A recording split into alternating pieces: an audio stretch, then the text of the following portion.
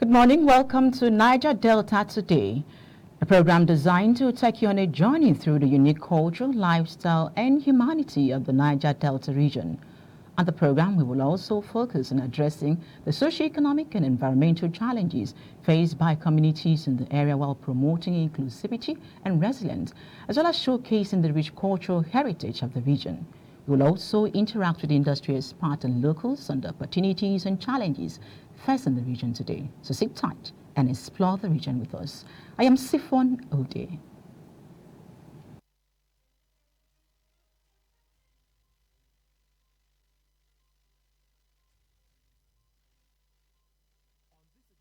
Senate President Godswill Akpabio declares religion incapable of dividing Nigeria. 8 former local government chairmen in Edo State return to APC as September governorship polls approaches. Akwa Ibom State government approves payment of West African Senior School certificate examination fees to boost school enrollment. Ewu Irobo Traditional Council of Chiefs in Delta calls for immediate release of detained monarch. And in other news, reactions continue to trail swearing in of the new Senegalese president. Today's big story is on reviving the moribund seaports to boost economic development in the Niger Delta region. Those are some of the stories making the headlines around the region today. Now let's begin with the story that the Senate President, Senator Godswill Akpabio, who is a senator representing Akwa Ibom Northwest Senatorial District in the Senate, while receiving his colleagues for the breaking of fast, declared that religion is incapable of dividing Nigeria as a nation. Senator Akpabio, who made the declaration on Monday evening, said it was not a mere coincidence that the Christian Lenten and Muslim Ramadan period came up at the same time. The Senate President, while congratulating both Christians and Muslims, said though Muslims and Christians have different religions, they both have only one God, the Supreme God.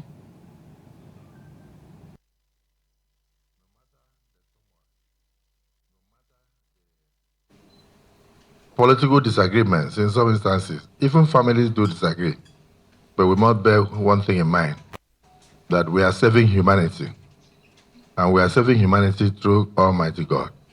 And that one day we shall leave this world to go and account for our deeds while we were on earth. I think that is the guiding principle.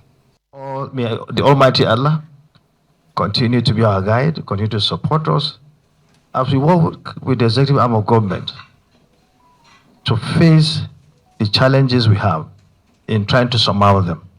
And by grace of God, we are going to change our challenges to prosperity, and that within a very short time, by grace of God, this country will become a land of prosperity, in fact, a land of El Dorado, by grace of God. As preparations for the September 2024 gubernatorial election in Edo State intensifies, 8 former local government chairmen in Edo State on Monday returned to the All Progressive Congress after moving to the People's Democratic Party with Governor Gabon Abasaki in 2020.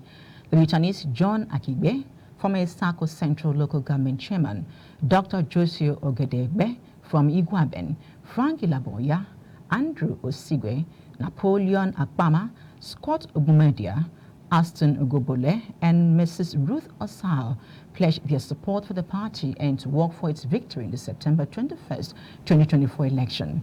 They received on Monday night at the Bini residence of the leader of the party, Senator Adam Soshimalo, in the company of the APC governorship candidate, Monday Okbubolo, and his running mate, Dennis Idahosa, and the acting state chairman of the party, Jared Tenebe. Oshimalo Senator Oshinon, while receiving them on behalf of the APC family, described their return as a homecoming, acknowledging that like every family, there are misunderstandings or communication gaps, but the house is also so large to accommodate everyone.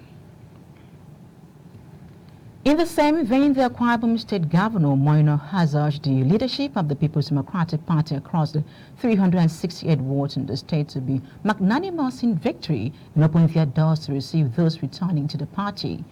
Governor Moino, the governor, according to a statement on Monday by the Government House Press Unit, gave the charge during the PDP ward meeting at his country home, Ibiakpano Bottom Ward 2 Center, in Silubum local government area of the state. Governor Moino explained that the purpose of the ward meeting was to allow the party leadership to receive the mass of people thronging back to the party lately. According to the governor, the people have seen that the government is responsible and are coming back at their own volition without being rushed. They pledged to continue to build the party at the grassroots, to keep working for the state and support the president at the center.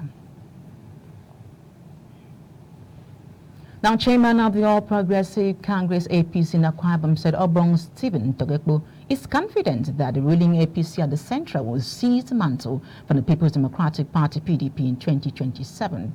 Togekbo said indications on the ground point to the fact that the APC is set to seize the political leadership of Akwa Ibom State from the ruling PDP come the next round of national elections. The Akwa Ibom APC chairman, represented by a party chieftain, Daomoiko, stated this at the commissioning ceremony of a fully digitized ward office donated as the APC ward office at Ibiabong Ward 9 in Ibionibom local government area by a United States-based stalwarts of the party, Dr. Marshall Umorin.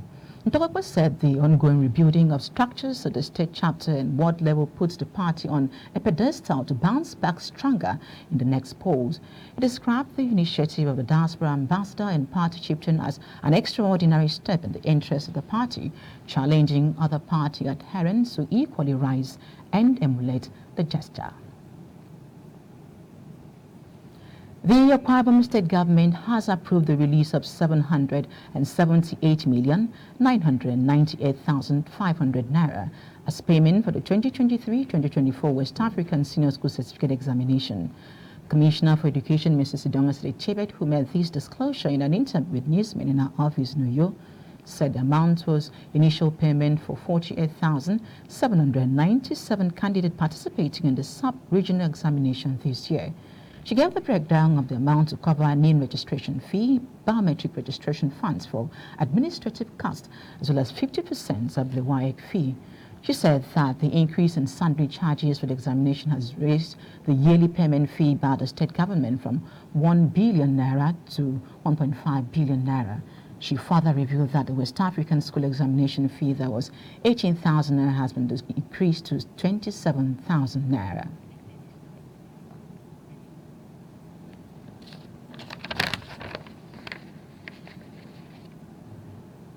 Now, residents of Calabar local government area in Akwa Ibom State have called on government to speed up reconstruction of Calabar Highway. Also, the paramount ruler of its local government area, Didem Ededat Paninyang, has strongly advocated for the completion of the road following various ill-fated occurrences. Joining us is the paramount ruler of its local government area, Didem Ededat Pan, for further interactions on the issue.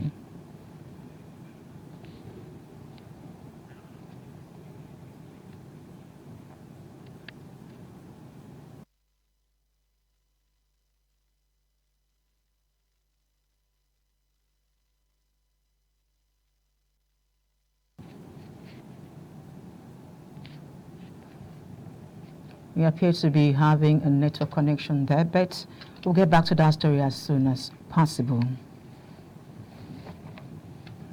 It's now going to short break. We will be right back.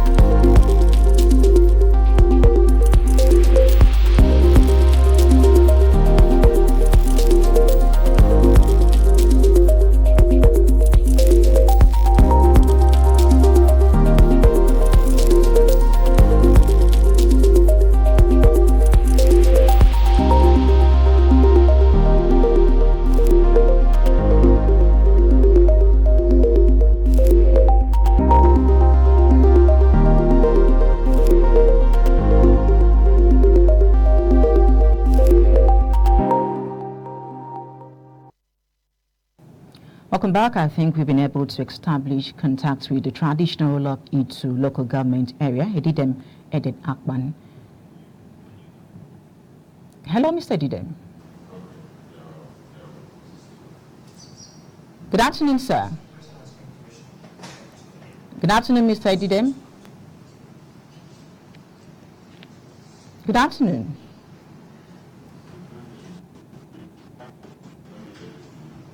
Can you hear me? Can you hear me? Hello, good afternoon. Good afternoon, dear. Oh, beautiful. Thank you for joining the program, sir. Now, we have been tracking the Calabar to... You've been tracking... All right, beautiful. Okay. We've been tracking the Calabar to highway for some years now, and it appears to have little progress. Can you tell us more about the state of the road? The state of the road is nothing to write home about,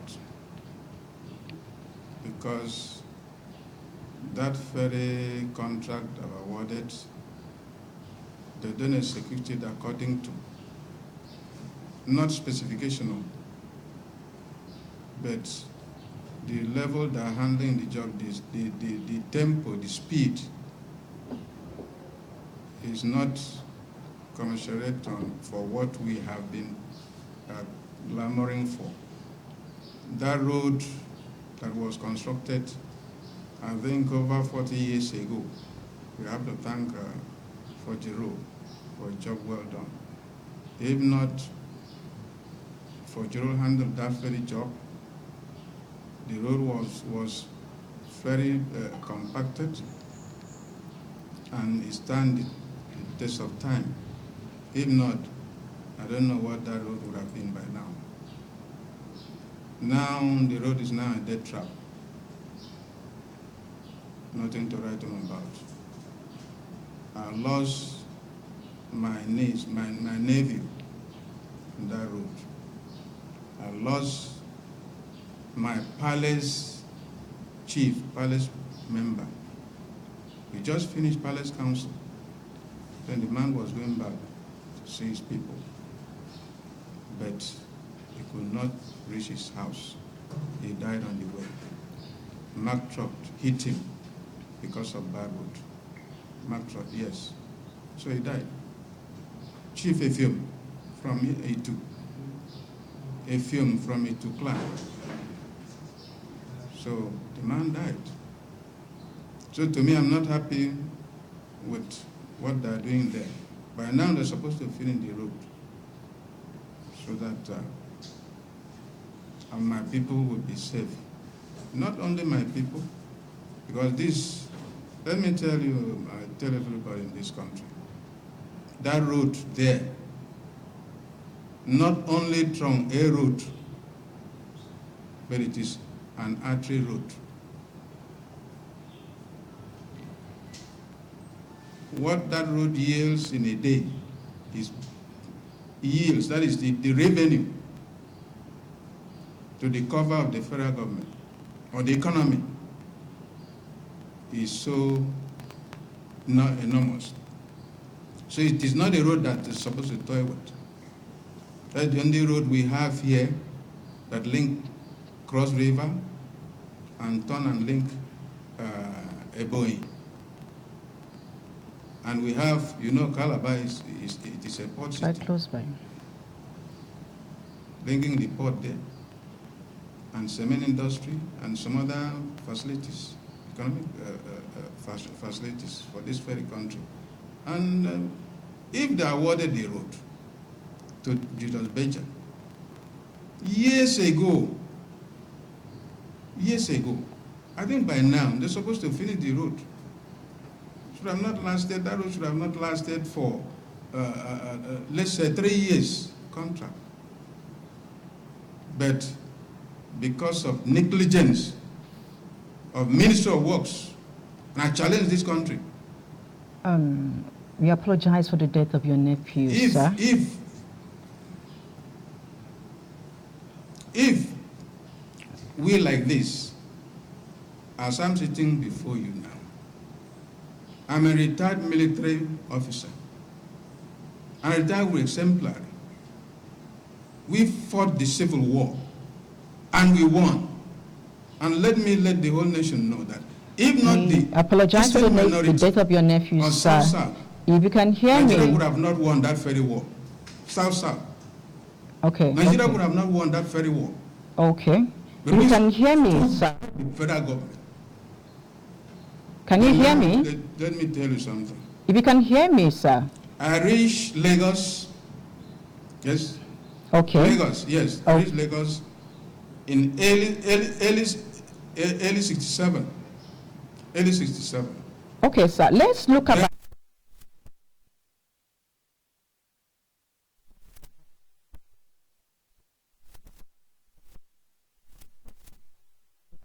Road.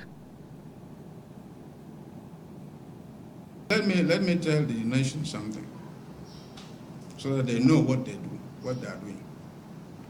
Now, when I reached Lagos in early 67, there was no double carriageway in Lagos State as a whole, no flyover.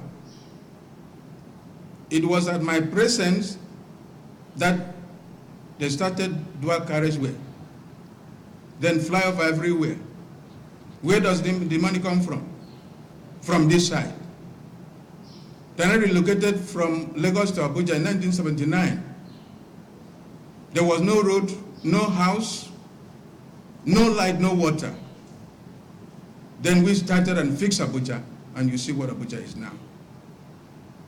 Then when I come to where money come from, it's from this side. But when I come to my own area, I don't have road to enter my house. This is what I want you to know. I'm not happy. In fact, we that fought the war, we are being disappointed by the politicians. Politicians, they don't help this very country. If some of us paid the supreme price, I survived 2-time bullet shots. I retired with exemplary. But look at me, I don't have road. I want the nation to know that we are not treated as people that the money that they are using to run this country, that is the area the money comes from. We're supposed to appreciate our effort. Forget about what happened at Ukoma or something like that. But generally, Niger Delta is a peaceful place. Tell it to anybody who will accept, will appreciate us. If the bulk of the money using to feed this nation economically come from this very side, and we are still having this type of road in Niger Delta, what are you saying? So please, let them just help us. Not helping us, they're helping the country. The economic benefit of that ferry road is so enormous. It's an artery road. It yields. I believe your grievances will be addressed, Your Royal Highness. So thank you for joining us on the program, and we look forward to having you again next time. So as plots to resume impeachment proceedings against Governor Siminalayi Fubara Rivers State thickens, the People's Democratic Party, PDP, has described the Martins Amoale-led House, especially those who defected from its fold to the All Progressive Congress, as illegal. The PDP, in a statement made available to newsmen in Port Harcourt yesterday, advised them to stop disturbing the peace of the state but allow Governor Siminalayi Fubara to concentrate on delivering dividends of his mandate to Rivers people. The statement, which was signed by the party's State Publicity Secretary, Tambari Sidney Bara, insisted that the legitimacy of the lawmakers is subject to litigations following their defection, and urged them to first address their legal status. It stated that the affected lawmakers dumped the platform they were elected on to join another political party without consulting their constituents, adding that they have continued to make retrogressive laws and utterances that are inimical to the growth and development of the state. Still in Rivers State, former Rivers State Governor and current FCT Minister Nyesom Wike has broken his silence on the reported disagreement between him and his political mentor, Peter Odili. Wike shed light on the strained relationship during a media interaction in Abuja on Tuesday, citing political differences as reason. Wike, who served as governor of Rivers State from May 2015 to May 2023 before assuming his ministerial role, acknowledged that his once close relationship with Odili has soured due to political variances. Wike had previously regarded Odili, who governed Rivers State from May 1999 to 2007, as his political father and leader. He admitted that their current association is no longer harmonious. Meanwhile, pressure is mounting for the release of the detained monarch of Ewu Kingdom, Clement Ikolo, as members of the Traditional Council of Chiefs Ewu Ohabo in Delta State are calling for his immediate release. Ikolo is one of the 8 persons declared wanted by the Defense Headquarters in connection to the killing of 70 military personnel in the Okwama community in the Ugeli local government area of the state. A statement released by the council said the monarch was not connected to the communal crisis that led to the recent killings of 70 military personnel, but had been working to resolve the crisis that led to the tragedy since his ascension. Is to be declared wanted.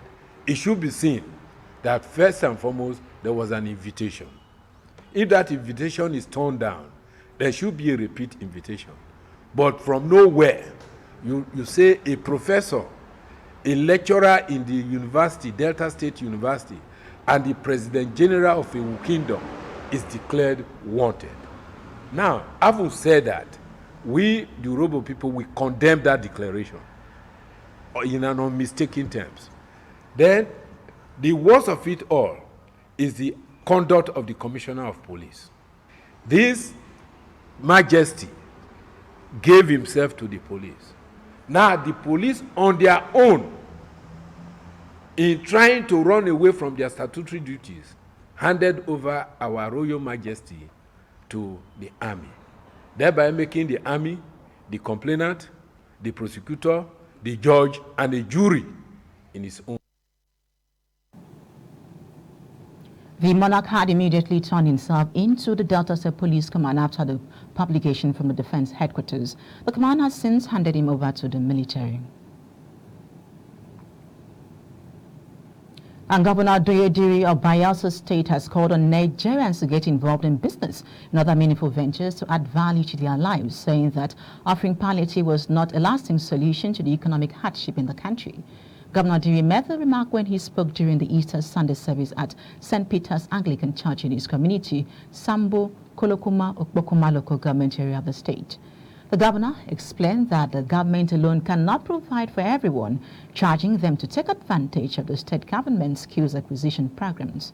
The governor said even though he was not against palliatives, he was more concerned with putting in place the right structures and system to address the economic challenges. He said his administration was initiating policies and programs that will bring about long-term empowerment to people of the state rather than short-term palliatives. In a bid to reduce carbon emissions, promote renewable energy, the Director General of the Energy Commission of Nigeria, ECN, Dr. Mustafa Abdullahi, has said that the federal government, through his commission, will replicate the gender sensitization training and the adoption of clean cooking solutions in the 6 geopolitical zones of the country. Dr. Abdullahi, who spoke at the closing ceremony, the 2-day gender sensitization training and the adoption of clean cooking solutions organized for women by ECN in Abuja, said the adoption will reduce environmental degradation and enhance the socio-economic well-being of women and their families. The Director General, who re-echoed the commitments of the Commission to reduce carbon emissions, said they would open venues for feedback to know how the beneficiaries of the training are doing. He said it is a commitment that the Energy Commission has made already, that they will try to reduce carbon emissions and also try to solve problems of energy in all its ramifications. The Uyo branch of Sober Petroleum Company, Daram Fund Solar Tech Nigeria Limited, has taken a bold step into sustainable energy solutions by introducing its latest photovoltaic system installation. The filling station, which is a private concern came into business decades ago to provide undiluted downstream services to the teeming public at affordable prices.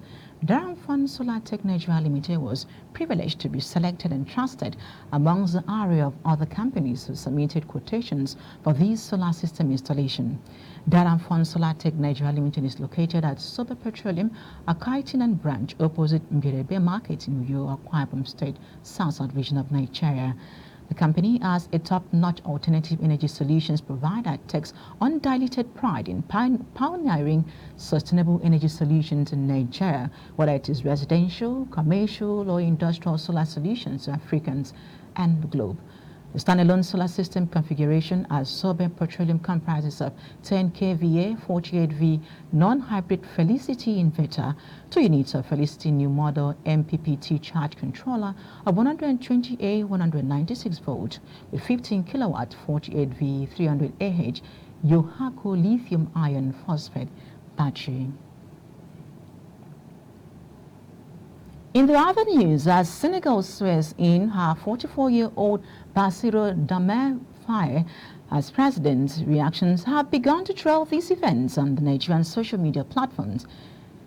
One of the reactions making the rounds came from the former presidential candidate of the African Action Congress AAC, Omoyele Sowore, who faulted the attitude of Nigerian youth towards politics, saying many of them are satisfied being personal assistants to politicians instead of aspiring for weightier offices where more impact can be made.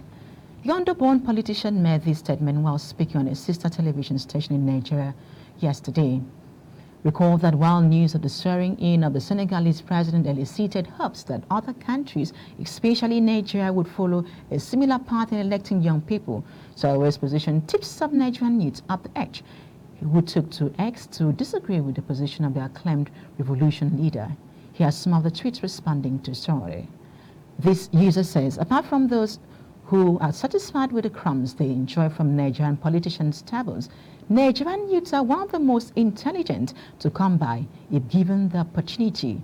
But a vast percentage of them who could take up the mantle of the country's leadership despite their potential for success have lost interest in the country for so many unaddressed reasons. Another response supported Sowore's view, saying our youths prefer to be ate instead of going for the cookies themselves. But then again, he thinks they are also afraid of being killed because politics, according to him, is a bloody and deadly game. Another user deviated from that view but believes Nigeria is too complex for youth to govern, challenging Sowore that he himself, at his age, cannot do it successfully. Others say Nigeria cannot be compared to Senegal, as Nigeria is more complex, requiring deep knowledge and experience to govern despite the brilliance and hard-working nature of a youth. Those were some of the reactions trailing Sowore's comments. And up next is today's big story in the Niger Delta, so do stay with us. We will be right back.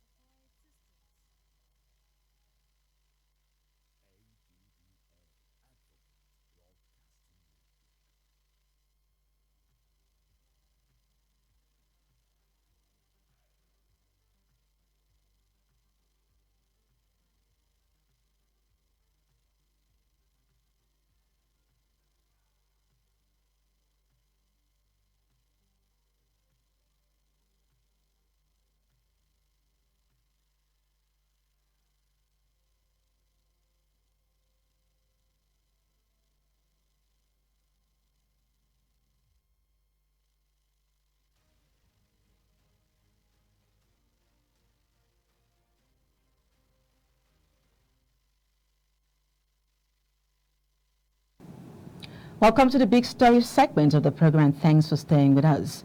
Now, economic opportunity is a key pathway to prosperity, and the Niger Delta region is no exception.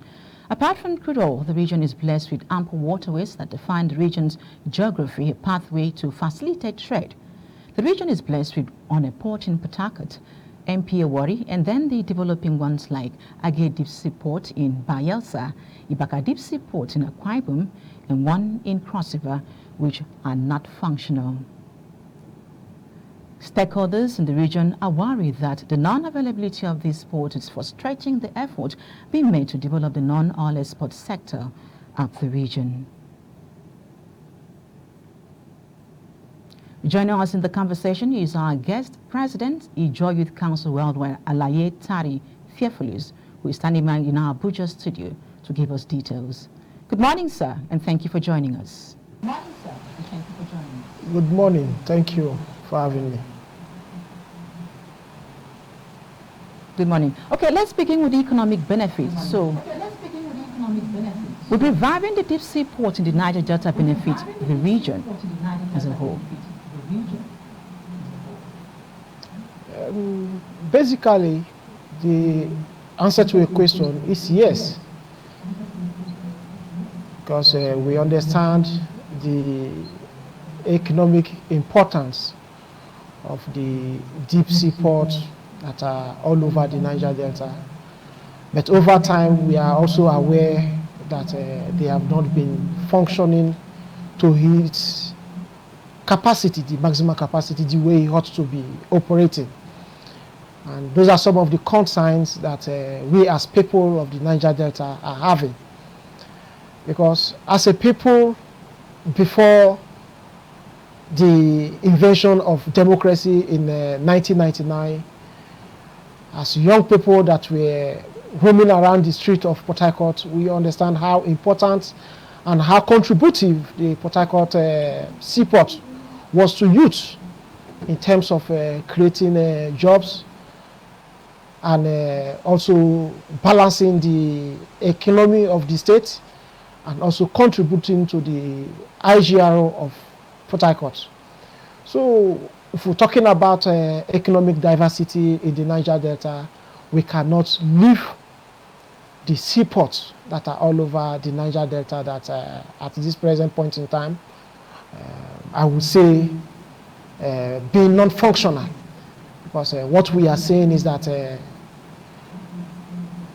products, vessels that ought to be coming to the Niger Delta, seaports are being diverted to maybe the Lagos port and all the rest, and we've been having this concern why the federal government under the Ministry of Transport cannot, as a matter of stabilizing the regional economy, put political willingness to revive the seaports so that they can contribute meaningfully to the development and the economic well-being of the Niger Delta.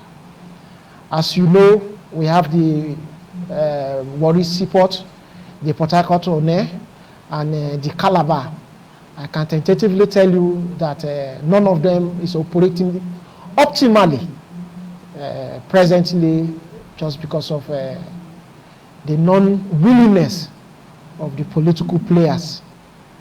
You know, in the past administration of President Ahmed Buhari, where we have our own son as the Minister of Transportation, categorically making a statement that the reason why some of our seaports are not functional is because of the security challenges. And as a youth organization, we've also taken it upon ourselves how we can sensitize our people within the coastal areas, how we can restore the needed peace in the region in order for our seaport to be functional and the needed vessel coming in, like the petroleum products that are being imported. We were believing that those ones that ought to be supplied within the Niger Delta region, those laden ought to be offloading their goods within those seaports that are located in the Niger Delta in order to decongest those in the seaport in Apapa, Lagos. But to our greatest dismay, after all our agitation and all the rest, we haven't also seen that come to bear. We know it has a lot of economic benefits, but the political willingness of the players to make it function so that the people of the Niger Delta will benefit has been the bone of contention. And under this Senator Bola Ahmed Tinubu-led administration, and our own being the head of the Senate, Senator Godswill Akpabio, we are believing that policies are going to be made, directives are going to be given in order for the seaports located in the Niger Delta region contribute meaningfully for the benefit of the people of the Niger Delta and for the larger interests of Nigeria. Today, okay, the Port Harcourt Aba. Okay, Mr. Laye. I can hear you. Hello, Mr. Laye. So let's look at the local industry. How does the presence of this deep sea port contribute to the development of local industries in the Niger Delta region? Yes, because it has a multiply effect when you have seaport, the deep seaports being at your doorstep. You know, foreign materials that need to patronize the local industries, cost of transportation from getting some materials from Lagos to Port Harcourt or Lagos to Calabar or Lagos to Akwa Ibom State will drastically come down. Definitely local investors are going to get their raw materials that they will use in running their businesses at a cheaper rate, because we all understand maritime or water transportation is the cheapest, and bringing goods that will definitely boost the local investors in terms of materials, we know that we will get it at cheaper rates. Outside that, the seaport come with a lot of investors. Those are also a group of persons that will definitely partake in our local economy in terms of coming into the construction area, building factories, and all the rest. So we believe that it has a lot to do in terms of the local economy. What about the IGRs that will be coming from the industry? Those are the funds that will definitely also be used in construction of infrastructure in the region. So we have the deep seaport, and the seaport are one of those areas that we believe that we need to come up to strengthen our local industry and all the rest. And that is why you see day in, day out, we are going on sensitizing our people and also appealing to the presidency and the state governors how they can collaborate to see that these our seaports are revived and they are back to their optimal operating standard for the benefit not just for the people of the Niger Delta, but Nigeria at large, and for the betterment and stabilization of our economy as a whole. I believe that is the basic area I believe that the seaport has to play in terms of strengthening the local economy and industrializing, and also bringing in investors that will understand the importance and how open the Niger Delta region is in terms of doing business. And creating business-friendly environment has always been in our top gear. We will keep on sensitizing our people to see that we benefit from all this area. Okay, Mr. Laye, what infrastructural developments do you think are necessary to support the operation of a deep sea port in the Niger Delta region? Frankly speaking, in as much as I know, most of our seaports are already deep sea, so we don't really think dredging of those seaports are challenges. Those are not. And in terms of road infrastructure, the Port Harcourt Aba train line is presently going to commence this month. So bringing in goods to the Niger Delta seaport and exporting them or transporting them to other neighboring states, I don't think there will be serious issues. Anyway, in terms of road infrastructure, when the need arises, where there is need for us to dualize those roads, we will definitely know, and the government of the various states through the IGRs that are coming in those areas will definitely put those funds into those areas that need expansion in terms of road, because once these seaports are functional, we know very well that there is going to be some form of traffic. So in the area of road infrastructure, we need it. While we are talking about the local security, to give these seaports the needed security and the enabling environment to operate, we would want the state government and the federal government to also come in synergy with the people, partner with them to see how they can strengthen the coastal security, involving the locals within the area for the purpose of securing the coastal line in order for this vessel to be coming in peacefully. While we will continue to engage and interface with our youth, to adopt peaceful coexistence with investors so that the region will be open and wide enough. Security is one area we believe that we need collaboration, expansion and expanding of our road to avoid unnecessary traffic so that goods that will be coming to these seaports can get to their destination within the neighboring state easily, and also partnering with the state government to avoid double taxation so that we will enable us to give, it will enable us to give the investors that trust and confidence that yes, the Niger Delta is a region that will be good and open for investment. I believe security, infrastructure, partnering with those that are living within the coastline for a peaceful security structure for this vessel to come in. I mean, apart from those, I don't think would need any other thing in order for these seaports to be functional. Okay, Mr. Laye, While the other area international trade. Let's look at international trade. Okay. How about the deep sea ports, impact international trade in the region? Yes, that number one, you bring in goods, you export goods from the seaports. People that does not really have good understanding of the runnings or the business opportunities in the Niger Delta, to come in to the seaports with their goods will give them different dimension, understanding and orientation about the Niger Delta environment in terms of business and business friendliness. We understand that the seaport covers business opportunities. International trading, like importation, exportation, bringing of raw materials, building of dockyards that will definitely also produce local needs, fabrication of goods that will be also needed in the oil sector. It will reduce the stress that we are given to importation of foreign goods. So investors will definitely come in and also set their factories. That is the local and the international bilateral relationship that we are going to have. And once that synergy is built, I believe the Niger Delta environment is completely diversified. What we are praying for as a people and what we are looking towards is how we can diversify the economy. A Niger Delta outside the oil and gas era is what we are looking at.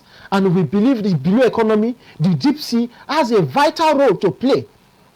This is one area that we have not really explored, and we believe that with the establishment and the optimal functioning of our seaport, definitely the blue economy of the Niger Delta is also going to be diversified and revived.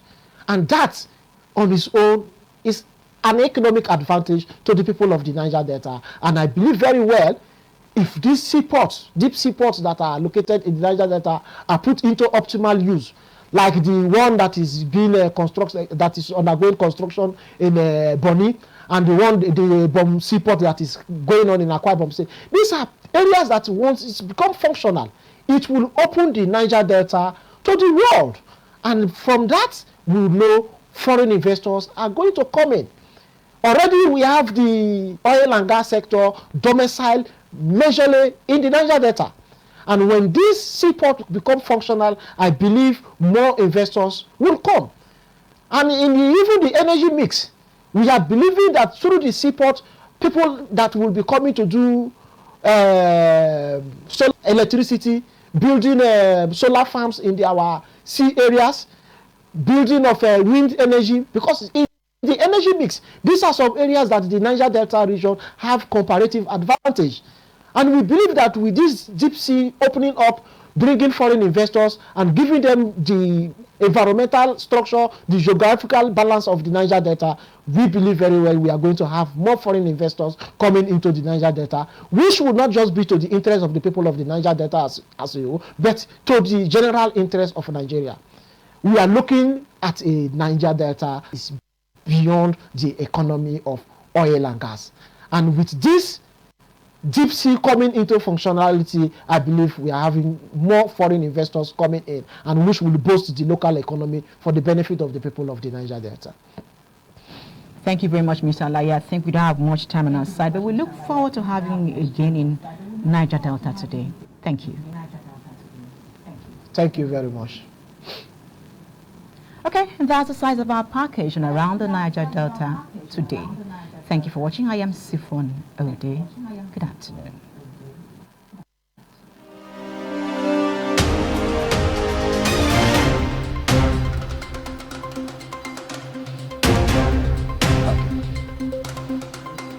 Well, so you see, only say, this on a studio, and I need to work on